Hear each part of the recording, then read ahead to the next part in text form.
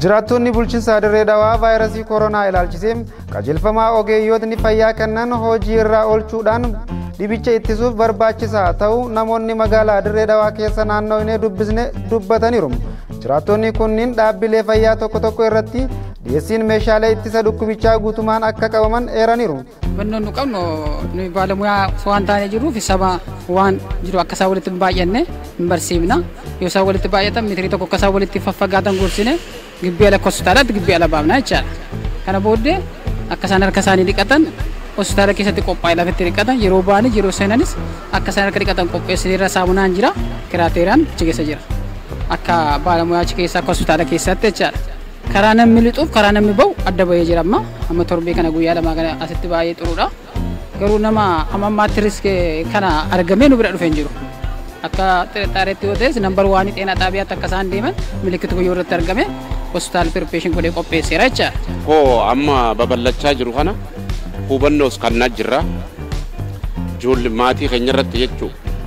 Hanga agartee nuti hojjettoota keenya irrattis hubannoo kannaa jirra. Hubannoon nuti kanninu harka isaanii qulqulleeffachuu labsii mootummaan kan irratti nutis yaada cimaa isaan kana dhaggeeffachaa isaaniifis laachuu. Koronaa kana garabbii waan fidee jecha nuti ammaan tana firraa eeynee akka gaariitti nama hin beeknes qaraasisnee mootummaan keenya amma akka gaariitti fuula duratti itti dhaqqabee jira. Silaa itti dhaqqabuu baatu jaaniiti dilli kun hunda dhufe amma nama karaa deemuu fi karaa seenuu hundaa keellaa irratti qaraasisuudha. Marmaruudha maas nama gartee walitti gidee namni walitti qabaman kana hundaa'u deemanii qabee kun amma qaraasisuu qabna. Amma dhukkuba kana maaliifi dhukkubni kun hamaadha. Hakima seentee fayyituu miti. Tana jecha akka gaariitti itti bobbaanee firaa dhowwuu qabna. Dhukkuba kana ammas yaadni ni qabu hamataa kooti. Mootummaan inqisqaasee makiinaa irratti waa'ee tiraanspoortii godhu kana irratti asii Finfinnee adeemuu jira. Asii Kiflaagarii hunda deemaa dhufuu jira. Kuni dhaabbachuu qaba. Ayyaada mataa kiyyaatti. Yoo kuni dhaabbate ala magaalaa gurguddoo irratti dhukkubni babal'achaa waan jiruuf mootummaan kana xiyyeeffannaa itti kennee hubannoo cimaa uummataa kanna makiinota olii gad deemu baasota kana keessatti tiraanspoortii kana dhaabuu qabaadhaan jaala. Bikka deemanitti harka dhiqattee harka kee gizee harka nama fuutus sirriidhatti halaalatti nama dheessuu qabda. Kanaalatti uummata akka isaan harka dhiqatan akka isaan walirraa fagaatan yeroo hundaa sa'aatii ganamas galgalas akka isaan gibbii sana keessa dhaabban akka namni jiru hin qabne gibbii sana akka namni dhukkubfataan namni tokko duwwaan bira dhaabbatu jiru emergency overcrowded baay'ee baay'ata. Amma garuu namni tokko duwwaan akka nama tokko bira dhaabbatee dawwaa bituu waan tokko godhuuf godhameera. Akka naannootti garuu akka hir'inaatti kan kaa'uu barbaannu amma baalamuyaan emergency riskiidha. Riskii yommuu jedhu dhukkufataan kamiyyuu emergency irra dhufa. Maskii amma dispoolitii amma kan keetanii amma gatanii kan nuu kennan ganu maskii hin qabnu fuulatti kennu yeroo hundaa kontineesii hin qabnu kiraateeriyaan guutuu miti alkooliin hin jiru akka hospitaala kanaatti. Kanaaf kiraateeriyaan kun akka guutamu jettanii tunu dabarsitanii barbaachisaadhaan jedha. Waan taaraan jiru bareedaadha dheen fudhadhan ammaatti waanta jiru. Dhukkuba kana harka dhiqannee hafuura namaatti akka namatti hin dhiyaanne waan gartee mootummaan xeenaa xaabiyaan xeenaa baqaan nuun jaan kana tagbaarii godhuu qabna. Maaliifi dhukkubni hamaadha. Maaliifi kan ammaan tana mootummaan halkanii guyyaa ammaan tana hirriba dhabee akkana nama qaraasisu jira. Waan mootummaan nu jecha kanatti hirriba dhabee kana nu qaraasisu kana nutis tagbaarii godhuu qabna. Maaliifi harka goyyoo manni ammaan tana bikka deemanii ijoolleen dargaggeeyyiin amma harka kana dhiqadhaa jettu kana waan guddoodha. Ammas hulaa tanafaa gizee cuftufaa bikka namni hedduu walii qabame kanafaa nama hin beekne hunda qaraasisuu qabna. Gamtaadhaan taane wajjin taane dhukkuba kanarraa if baraaruudhaaf yaalii godhuu qabnaadha. Bulchiisi amma danda'ame prevention isaa irratti hundeessuu qaba. Namni akka walga'ii iddoo tokko walga'iin teenya akkuma kanaan mootummaan dubbate kun baay'ee bareedaadha. Akkuma sanatti itti fufee yommuu karaarra deemus walitti baay'ate akka kana dhaabatee haasa'atu hin ta'e walitti faffageesse akka mootummaan hirmijaa kana fudhatu nama akkasii nama iddoo tokko gurfaa'ee ta'u poolisiin qaama ilaallatu akka deemu gorsu barbaachisaadha deeman kaa waan haaraa kan qabu. Akka isaan harka isaa dhiqatan akka isaan walitti gurmaa'an iddoo tokko akka kanatti hin dhaabbanne immoo kun iddoo kana akkatti gurmaa'anii dhaabbachuu warrumta sii kuniyyuu sirrii miti jechaadha warra bukkee dhaabbatan kun walitti faffagaatanii mitirii tokko walitti faffagaatanii yoo yaada qabaatan yaada isaaniitti walii ibsachuu danda'u malee namni tokko nyaataattis lafa dhugaatiittis kaaffeettis wal ga'e namni taa'ee mitirii tokkotu walitti hin fagaatin taa'uun qabu jechaadha. Kun immoo tiraansmiishinii isaanii walitti fagaanyee walitti dhiyaannee teenya yommuu caatii qaamaa yommuu waan ta'e waan tokko hojjetan namni walitti fagaate yoo ta'e riskii sana hir'isuu danda'a jechaadha.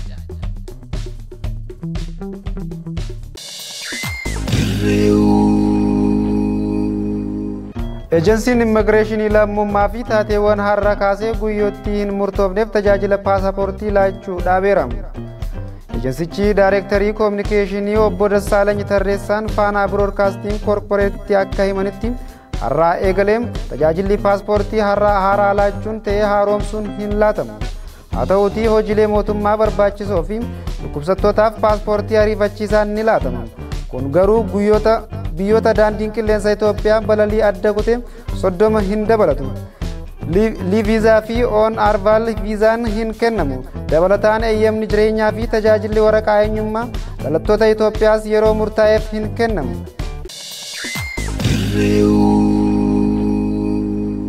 Yuunivarsiitiiwwan barattoota isaanii gara magaalota jajjabootti akka geggeessan kallattii kaa'ameera. Barattoonni yuunivarsiitii yeroo murtaa'eef gara maatii isaaniitti akka deebi'an murtiin darbuun ni yaadatama. Haaluma kanaan of eeggannoodhaan barattoota gara maatiitti deebisuu irratti mariin taasifameera. Ministeerri saayinsii fi barnoota olaanoo pirezidaantii yuunivarsiitii hunda waliin koonferansii viidiyoon gaggeesseera. Hojichaas ministeerri federaalaa waliin kan raawwachiisu ta'us jedhameera. Barattoota gara magaalaa jajjabootti geessuun ala barattoota harka qalleeyyii ta'aniif tumsi baasii geejjibaa kan taasifamu ta'a. Barattoonni fi dhaabbileen barnoota olaanoo waamicha biyyoolessaatiif qophii akka ta'an yuunivarsiitiin barattoota ogummaa yaalaa qaban akka of qopheessan dhaamameera. Barattoonni humna hin qabnee fi dhaabbileen barnoota olaanootti ba'uun hin dandeenyeef yuunivarsiitii akka qabatama isaaniitti hojjettoota manneen bilcheessaa galchanii akka keessummeessan konkolaattonni barattoonni itti imalan sirnaan akka qulqulleeffamanii fi of eeggannoon barbaachisaan akka taasifamu dhaamameera.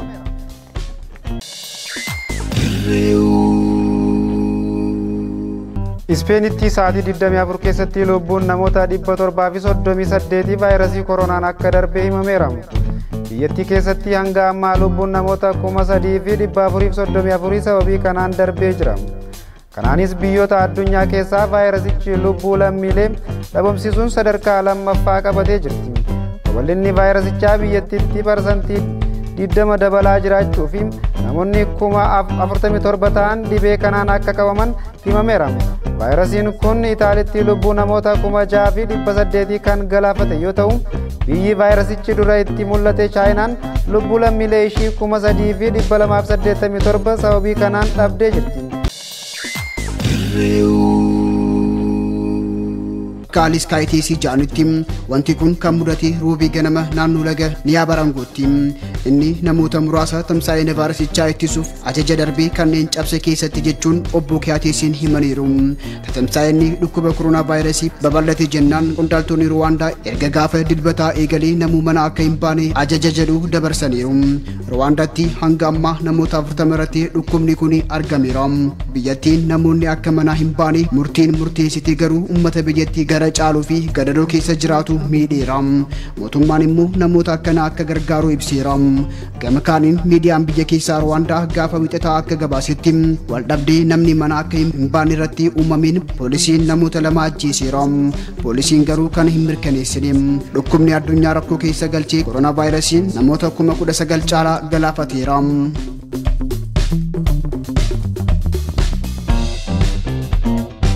Qondaaltonni Jarman haguuggii afaanii yookaan maaskii miliyoona 6 buufata xiyyaaraa Keenyaatti badee barbaadaa jirti. Haguugdoowwan kunneen ogeessota fayyaaf akka ooluuf kan ajajamanii turan. Barruun Jarman Dirre jedhamu akka gabaasetti haguugdoowwan kunneen guyyoota 5 dura bitootessa bultii 20 Jarman qaqqabu turani. Akka gabaasa barruu kanatti dhukkuba koronaa vaayirasii ittisuuf Jarman meeshaalee fayyaa garaagaraa doolaara miliyoona 260 bituus ajajjeeti jirti. Biyya Awurooppaa keessatti Xaaliyaanii fi Ispeenitti aansuun koronaa vaayirasiin kan hubamte Jarman namoonni lama wal bira akka hin teenyees dhorkiteeti jirti. Haa ta'u malee maaskiin ajajame kun xumura torbaan darbeetti buufata xiyyaaraa Keeniyaatti badee hanga yoonaa hin argamne jedhameeti jira. Jalqabuma maaskiin kaampaanii Jarmaniin oomishamee jedhame kun maaliif Keeniyaatti akka argame ifaa miti. Qondaaltonni waan dhalatee baruuf carraaqaa jiru jechuun dubbii himtuun ministeera raayyaa ittisaa Jarman Rooyitersiif himaniiru. Qondaalli mootummaa Jarman biraa ammoo wanti kun hanna yookaan nama meeshaa arguu of dagatiin raawwate ta'uu isaa jarri gumrukaa nu qulqulleessu jechuun dubbatan. Akka gabaasa Rooyitersitti ministeerri fayyaa Keeniyaa dhimma kana irratti gaafatamanis yaada kennuu hin feene. Dubbii himtuun abbaa taayitaa eerpoortii Keeniyaa immoo dhimmicha qoratamaa jira jechuun dubbataniiru.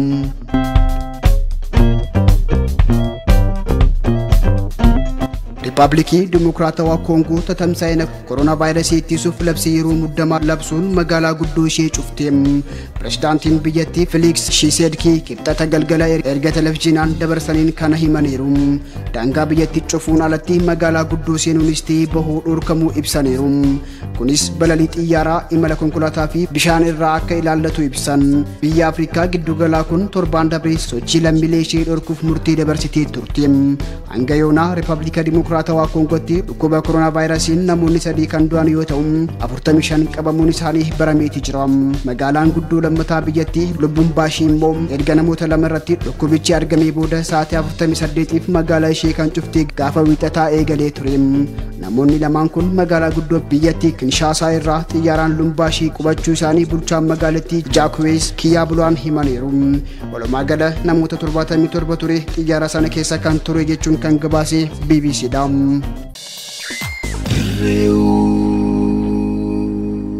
Vaayirasii koronaa ittisuuf sirreeffamtoonni 4,011 dhiifaman kan gadhiifaman ta'uu abbaan alangaa waliigalaa federaalaa beeksiseeti jira. Haati alangee waliigalaa federaalaa aadde Adaanach Abeebee ibsa laataniin akka beeksisanitti sirreeffamtoonni kanneen akka gadhiifaman boordiin dhiifamaa pirezidaantii riippaabilikichaatiif dhiyeessuun raggaasiseeti jira. Sirreeffamtoonni gadhiifamanis yakka salphaatiin amma waggaa 3tti murtaa'ee mana sirreessaa keessa kan jiran yeroo dhiifamaa waggaa 1 kan isaanii hafu.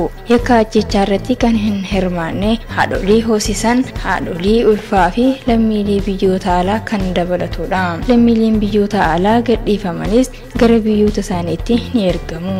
Haadholii hoosisanii fi mana sirreessaa jiran 7 dubartoota malaammaltummaadhaan tumsuun shakkamanii fi rakkoo jirurraa kan ka'e himanni isaanii akka addaan citu taasifamuusaa eeraniiti jiru.